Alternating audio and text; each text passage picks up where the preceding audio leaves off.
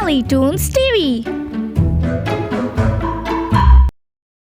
तो दोस्तों, पहले भाग में हमने देखा कि कैसे चंदू अपनी पत्नी की असमय मृत्यु के बाद अपने छोटे बच्चों की खातिर दूसरी शादी कर लेता है, पर उसकी दूसरी पत्नी सांवरी उन मासूम बच्चों पर अत्याचार करना शुरू कर देती है। तो क्या छोटा साहिल और रोशनी सांवरी के अत्याचारों का सामना कर सकते हैं? यही जानने के लिए आइए देखते हैं इस कहानी का दूसरा भाग, जालिम सौतेली माँ पार्ट 2। ऐसे ही वक्त गुजरता है और जालिम सांवरी अपनी सौतेली बेटी पर रोज ढेरों कामों का बोझ डालती है और खुद आराम फरमाती है। एक दिन ऐसे ही जब रोशनी घर के काम कर रही होती है, तभी तेज बुखार होने के कारण वो बेहोश हो जाती है और जमीन पर गिर जाती है। ये देख उसका मासूम भाई कहता है, दीदी क्या हुआ दीदी, बोलो ना दीदी। दीदी आपको क्या हुआ, आप गिर कैसे गई?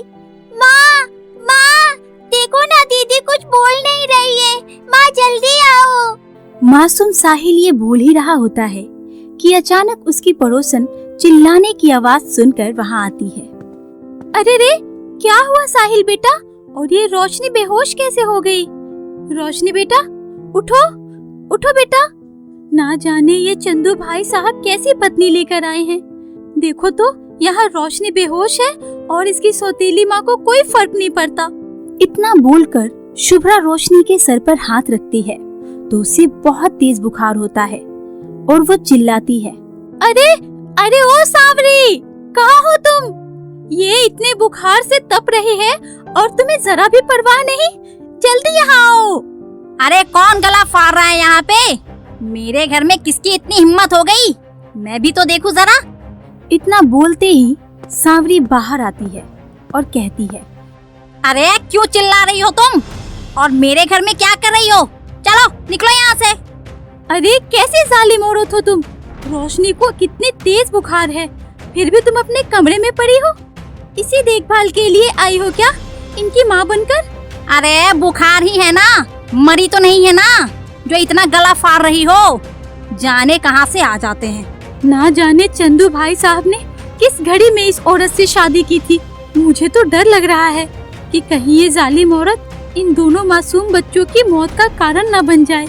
इतना कहते ही शुभ्रा वहाँ से चली जाती है, जिसके बाद सांवरी रोशनी के मुंह पर पानी डालती है और रोशनी के होश में आते ही सांवरी उससे कहती है, अरे ओ मनहूस, जाकर मर अपने कमरे में। तूने ही बुलाया था ना इस जासूस को, हैं? अब आगे से तूने ऐसा किया ना तो तुझे इतना मारूंगी कि तू याद रखेगी। नहीं माँ, मैंने उन्हें नहीं बुलाया था। मैं तो काम कर रही थी और अचानक मेरा सिर घूम गया और मैं गिर गई माँ। डरी सहमी हुई रोशनी अपनी सफाई में बोलती है, लेकिन जालिम सौतेली माँ सांवरी उसकी एक नहीं सुनने वाली थी और एक बार फिर वो घर में पड़ी झाड़ू से रोशनी को मारती है। ये देख 5 साल का मासूम साहिल बोलता है, माँ अब दीदी को क्यों मार रही है? माँ दीदी को मत मारो, माँ छोड़ दो दीदी को। तेरी दीदी का भूत उतारने वाली हूँ मैं आज। चल हट, वरना आज मैं तेरी भी चमड़ी मार मार के लाल कर दूंगी। माँ मत मारो दीदी को, छोड़ दो उन्हें प्लीज माँ। जालिम सांवरी एक बार फिर से तेज बुखार में जूझ रही रोशनी को बहुत मारती है और साहिल उसे रोकने की कोशिश करता है कि तभी सांवरी साहिल को तेज धक्का देती है, जिस कारण साहिल को काफी चोट लग जाती है और वो गिर जाता है।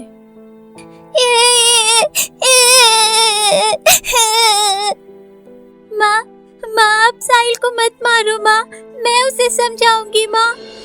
हाँ समझा दे इसे, वरना तू अच्छे से जानती है कि मैं इसके साथ क्या कर सकती हूँ। और हाँ, तुम दोनों ने अपने बाप से कुछ भी कहने की कोशिश की ना तो तुम दोनों की खैर नहीं।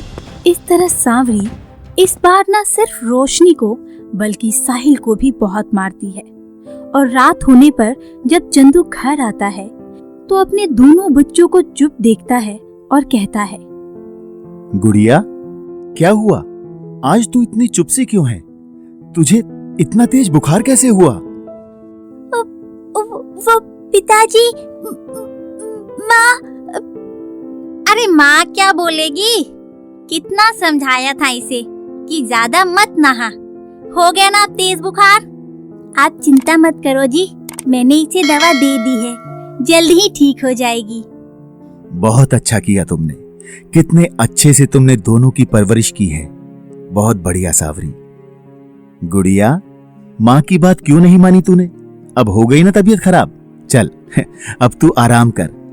डरी हुई रोशनी अपने पिता को सब कुछ बताना चाहती थी, लेकिन वो अपनी माँ के अत्याचारों से इस कदर डर चुकी थी कि वो कुछ भी नहीं बोल पा रही थी कि तभी अचानक उसका छोटा भाई साहिल अपने पिता के पास जाके कहता है, पिताजी, आज आपको पता है दीदी बेहोश हो गई थी और शुभ्रा आंटी आके दीदी को उठा रही थी, लेकिन माँ ने उन्हें भगा दिया और दीदी को मारा भी। बेटे की बात सुनकर चंदू को लगता है कि वो ऐसे ही बोल रहा है। तब उसकी नजर अपने बेटे के हाथ पर लगी चोट पर जाती है और वो चौंक कर कहता है, साहिल बेटा, ये चोट कैसी लगी तुझे? तू गिर गया था क्या? नहीं पिताजी, जब आज माँ दीदी को मार रही थी ना, तब मैं उन्हें बचाने गया तो माँ ने मुझे धक्का दे दिया, इसीलिए मुझे ये चोट लग गई। माँ मारती है हमें पिताजी। अपने मासूम बेटे की बात सुन के चंदू के मन में ये बात घर कर जाती है और वो पूरे मामले की तह तक जाने के लिए दिमाग लगाता है। और अगले ही दिन जब वो काम पे जाने के लिए निकलता है तो वो अपनी पड़ोसन के पास जाकर उससे पूछता है, शुभ्रा बहन, कल आप घर आई थी क्या? हाँ चंदू भैया, लेकिन आपके घर में आपकी बीवी से मेरी इतनी ज्यादा बहस हो गई कि मुझे वापस अपने घर आना पड़ा। लेकिन चंदू भैया, आपने सांवरी से शादी करके बहुत बड़ी गलती कर दी है। क्यों शुभ्रा, तुम ऐसा क्यों कह रही हो? अगर तुम कुछ बताना चाहती हो तो बताओ ना। चंदू के पूछने पर वो पूरी बात बताती है कि कैसे उसके गैर मौजूदगी में उसकी दूसरी पत्नी सांवरी उसके बच्चों पर अत्याचार करती है और रोशनी से पूरा दिन घर का काम करवाती है और खुद आराम फरमाती है।